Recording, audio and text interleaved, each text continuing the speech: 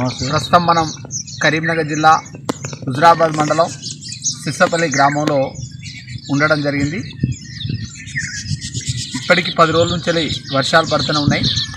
కానీ ఆరాకొర వెలిసినటువంటి వర్షాలతోటి మరి దాదాపుగా ఎకరానికి 10,000 ఖర్చు పెట్టి ధాన్యాన్ని చైన్ మిషన్ పెట్టి కోసి బండ మీదకి ఒక రైతు తీసుకురావడం జరిగింది. ఇంత పేరు రాములు. ఇతనికి ఎకరం వ్యవసాయ భూమి మాత్రమే ఉంది. దాంతోపాటు ఒక 3 ఎకరాలు కౌలు పట్టుకున్నాడు.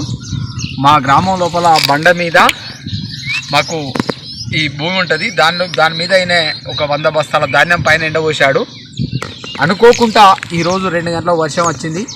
అతను ఏమి చేయలేనటువంటి నిస్సహాయ స్థితిలో ఈ యొక్క చెరువులోకి దాదాపుగా ఒక 20 బస్తాల ధాన్యం మొత్తం కూడా నీళ్లకు కొట్టుకోవడం జరిగింది.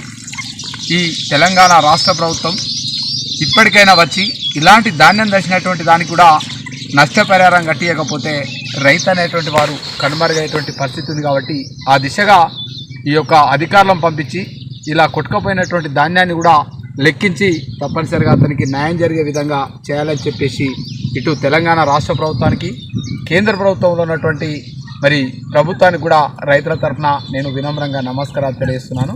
ఇతని జీవన గాథ ఇది చూసినటువంటి బాధ చూస్తే నాకే బాధ అనిపించి, ఆయన మాట్లాడినటువంటి నిస్సహాయ స్థితిలో ఉన్నప్పుడు మనమేమన్నా ధైర్యం ఇవ్వాలని చెప్పేసి ఈరోజు ఇక్కడ ఈ గ్రామంలో ఉన్నటువంటి నాతో పాటుగా ఈ రైతుకు కూడా జరిగినటువంటి నష్టాన్ని కూడా మనం వీడియో తీయడం జరుగుతుంది.